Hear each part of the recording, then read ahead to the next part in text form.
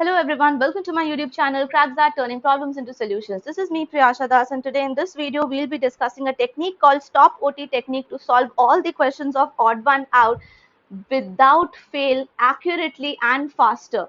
And if you want to solve more questions like this with me live in my sessions, then you can join me at Unacademy, where I come live every day, and you can join my sessions there and discuss your doubts and questions with me live. So do not miss out my live sessions at Unacademy, which are absolutely free, the link of which you will find in the description box. You can follow my profile there and get notified of all the live sessions I take.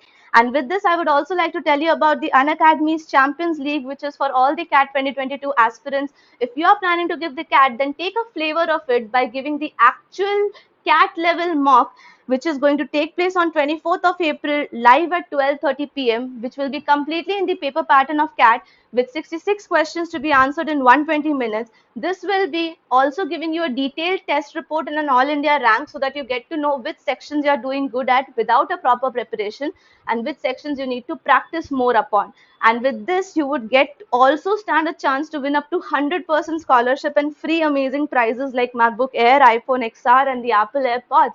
And if you use the link in the description box and enroll using my code Priyasha10, you would also get access to the 4 days workshop, where the top educators at Unacademy will be telling you the sectional strategies for this examination.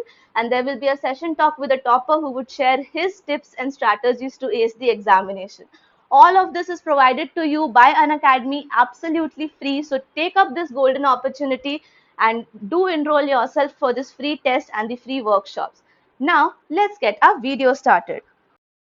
Hello everyone, in this video we'll be talking about the misfits in para jumbles. That's the odd one out type of questions, which is very much seen in the CAT paper pattern, where you have to figure out which one of the following sentences out of the jumbled sentences given to you is not related to the paragraph. So why is it a misfit in para jumbles, and will it be useful for us to learn it now since we have recently learned para jumbles? Yes, because parajumbles, for solving parajumbles, we have to figure out the subject, figuring out the theme, trying to figure out the opening sentence, and these things would help us to form a logical order. And doing the same process, we can also figure out which one is that one sentence which is not related to the paragraph at all. And for that, we will have to follow the same procedure. So that's why these are the few points which you need to keep in mind while solving the misfits or the odd one out questions. The first two things remain the absolute same for this as well as the para jumbles, that you have to figure out what is my theme, what is my subject, and what's the general theme, like what are we talking about, and what in detail is this paragraph or this entire thing talking about. And then we have to figure out the opening sentence, and for opening sentence we have to make sure that it is an independent sentence. It is a statement or a judgment, can also work as an opening sentence. It can introduce us to an idea or should not be abrupt. All right, so these kind of things are the specifications which we find in an opening sentence. And thereon we'll move to find out some pairs. The reason why I'm asking you to still continue doing the same thing till stop as you were doing in the para jumbles is because finding out pairs will help you in the option elimination. And suppose you found out that D and B are making a pair together, of course that means that D and B are talking about the same thing and they are forming a pair, so they are a part of the paragraph, and so surely D and B is not going to be your odd one out. So that really helps you out in the option elimination and reducing your workload in figuring out the odd one out. So that's why till stop we have to keep the process exactly same. And if you haven't watched my videos on how to solve para jumbles and easy, moderate, advanced level questions on that, then please do check out the verbal ability playlist and get the videos from there. And then comes the next step, which is finding out at least one connection which gives you a reason to single out the misfit. That means we will try to figure out that three sentences or two sentences in a paragraph are connected because of a particular word. What's that word? What's that connecting point? Like, three sentences out of the four sentences are talking about monkeys' behavior with the human beings, and one sentence is talking about monkeys like just maybe you can say physical properties or something about monkey's tail or monkey's legs, things like that. So it's still about the monkey, the subject remains the same but the theme changes. The connecting link for the three sentences was the behavior of the monkey with the human beings. But what makes the odd one out different, because it is not talking about the relation anymore but talking about the physical body features. So that's why this is one such technique which you will apply for getting your odd one out, and put the rest of the paragraph together by eliminating the misfit, and then make a tentative order, and then you can shortlist from the options if you have been given any. Generally in the case of parajumbles are not given, like misfits of parajumbles are not given, because 1 2 3 4 or ABCD is what you need to just plug into the theta type question. So they are surely a part of your CAT examination, so make sure you do it with the proper understanding, not just the way how you complete few questions or do things like that.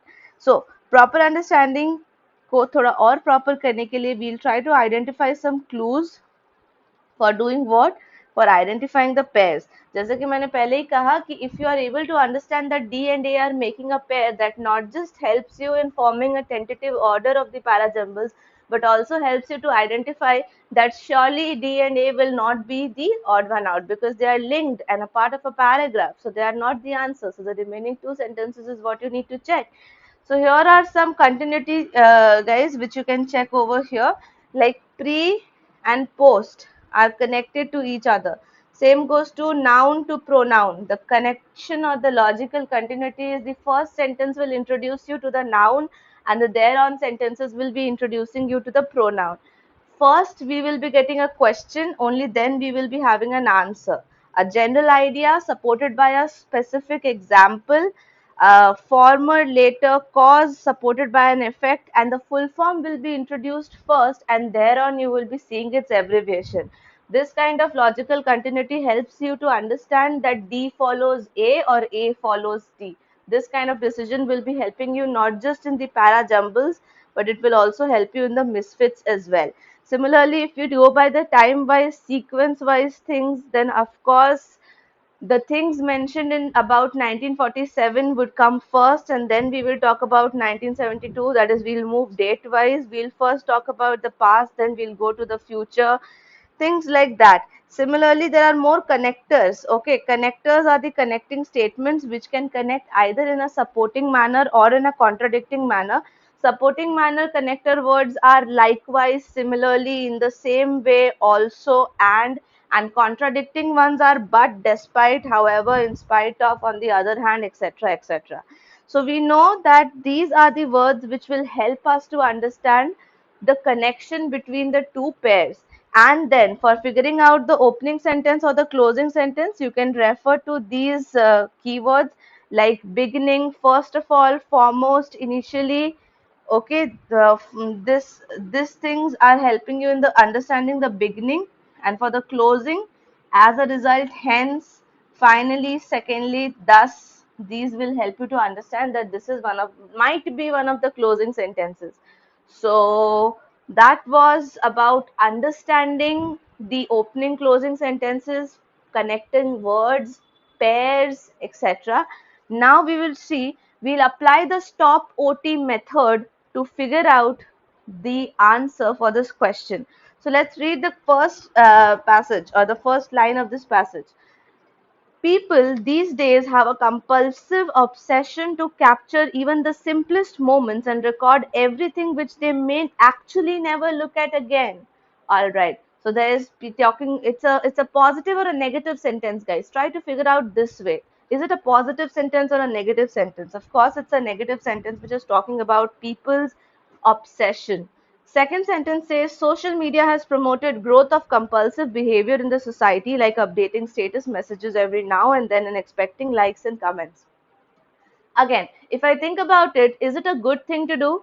I mean, because the author is mentioning that they are expecting likes and comments, is it a negative sentence or a positive sentence? It is said in a negative tone that people are expecting likes and comments, okay, in return of the like statuses which they put. So of course this one is also following a negative tone, or maybe a little generalized compared to A, but still in a negative sense.